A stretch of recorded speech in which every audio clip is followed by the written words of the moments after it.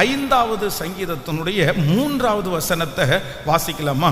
கர்த்தாவே காலையிலே என் சத்தத்தை கேட்டருள்வீர். அப்படின்னா காலையில நான் கத்தி ஜெபம் பண்ணுவேன்ப்பா, நான் காலையிலே நான் பிரேயர் பண்ணுவேன், என்னுடைய சத்தத்தை நீங்க கேட்டருளுங்க.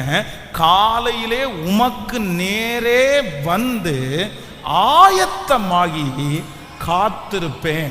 அப்போ ஒரு பரிசுத்தவானுடைய முதல் அனுபவம் என்ன அப்படின்னு சொன்னா, காலையில ஆண்டவருடைய சமூகத்துல உட்கார்றது அவருக்கு ஒரு பழக்கமா இருந்துச்சு.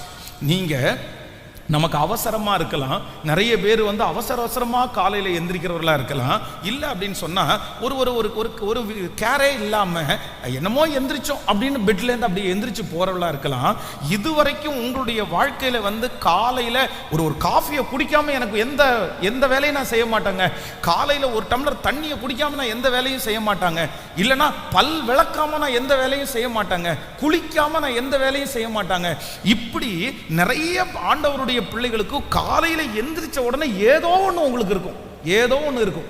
ஒன்று வந்து காலையில எந்திரிச்ச உடனே போனை பார்த்துட்டு ஒருத்தருக்கு SMS பண்ணாம நான் வந்து எந்திரிக்க மாட்டேன், பெட்டை விட்டு வெளியே இறங்க மாட்டேன், இல்லைன்னா காஃபியை கொண்டு கையில் கொடுத்து குடிக்க முன்னாடி நான் வந்து வேற எதையுமே செய்ய மாட்டேன். இப்படி உங்களுக்கு இது வரைக்குமே இந்த நாள் வரைக்கும் காலையில எழும்பும் போது ஏதோ ஒன்றோட நீங்க அந்த நாளை துவங்கலாம். போனை பார்க்கலாம், டிவி நியூஸை பார்க்கலாம், எனிவே எக்ஸெட்ரா என்ன வேணாலும் இருக்கலாம்.